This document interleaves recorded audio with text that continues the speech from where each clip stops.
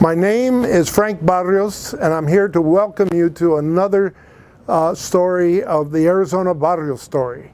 And today I'm here to talk about Calderon's Ballroom. Calderon Ballroom was in the 1950s through the 60s was the place to be.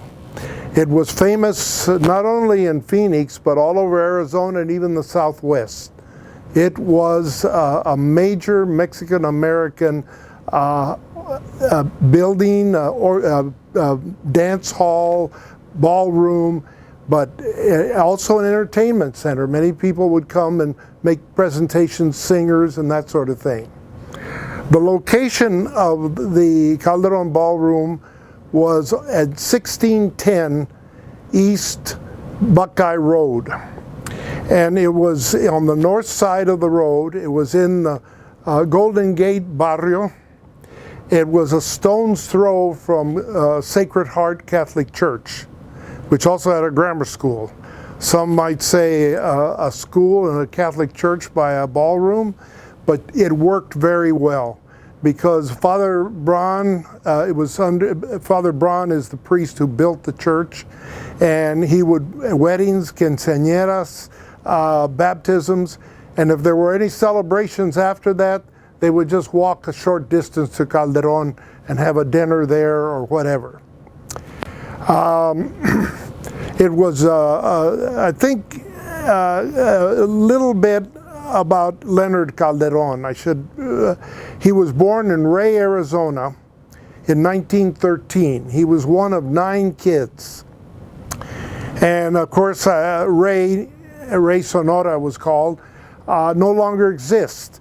There was a lot of copper underneath the town, and I guess the mining companies decided to, the town was less important than the copper underneath. Now there's just a big hole there. But many of his siblings, brothers, sisters, ended up moving into the Phoenix area, as did Calderon.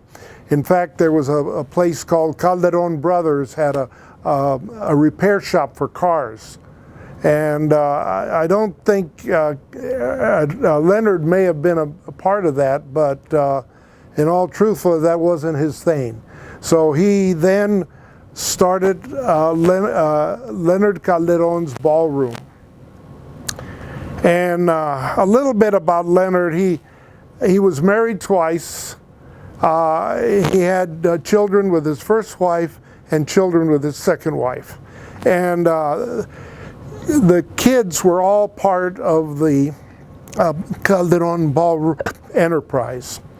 And in fact, in later years when his son Nano Calderon, who was the son of his first marriage, decided with Leonard's permission, he added an extension to Calderon's, and it was called Nanos.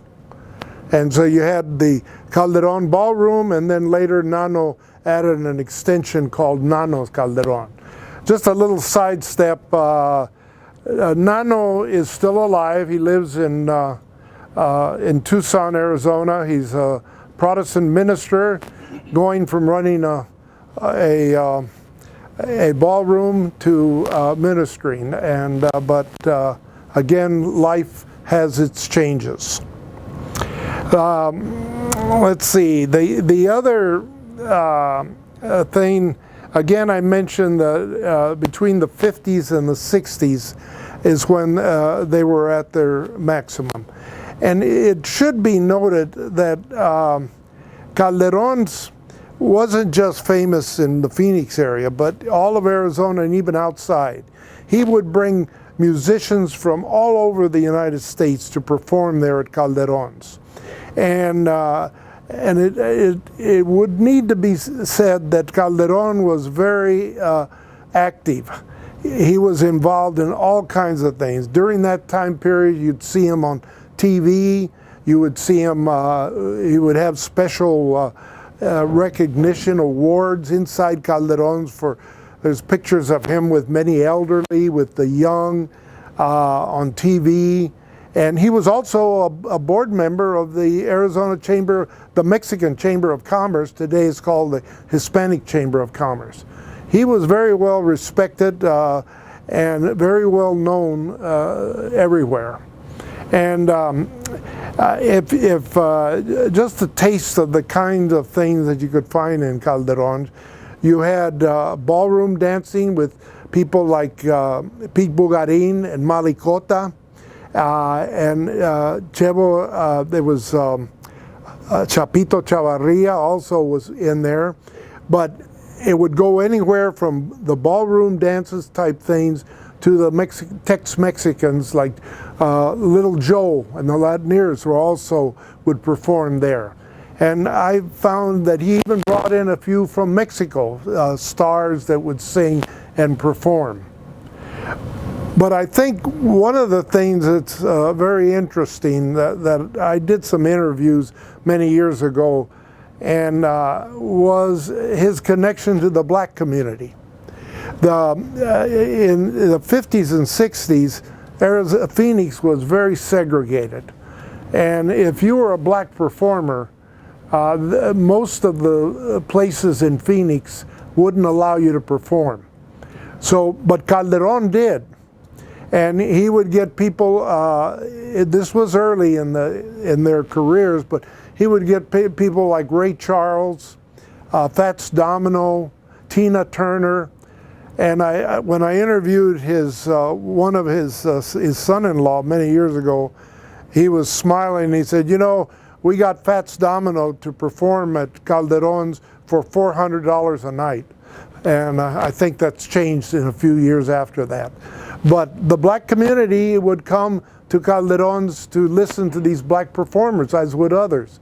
And so Leonard was truly a community leader, I think is fair to say.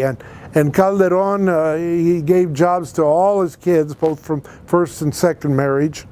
And very, very well known throughout the Southwest. And performers, I actually had a chance to talk to Little Joe not too long ago, and he mentioned Calderon's and he said he had fond memories of the times that he performed at Calderon's. Now we go to the last of the stories of Calderon, and this is in the area of the legend. And you've all heard, I'm sure, La Llorona, the ghost that was in southern Arizona and you could hear her crying at night. Well, we didn't have a Llorona at Calderon's, but we did have a demon. And I was amazed when I actually talked to one guy that claimed he saw him. But maybe he had just one drink too many. But the story is this. When the ballroom was empty in the dark, people would peer in and they would see a very good-looking man dancing with a beautiful woman on the floor. And if you looked, he was very good-looking, but if you looked down below, he didn't have regular feet, he had hoof feet. And one lady even claimed he had a tail in the back of his, it was the devil dancing at Calderon. But that was a very, very strong legend. It's like La Llorona, anywhere in southern Arizona you hear about that. Well, the demon at Calderon's, people would actually claim they saw this guy with the hoof feet. And, but again, I'm sure many people hearing this presentation their hands will go up in the air about the legend of the demon at Calderon's.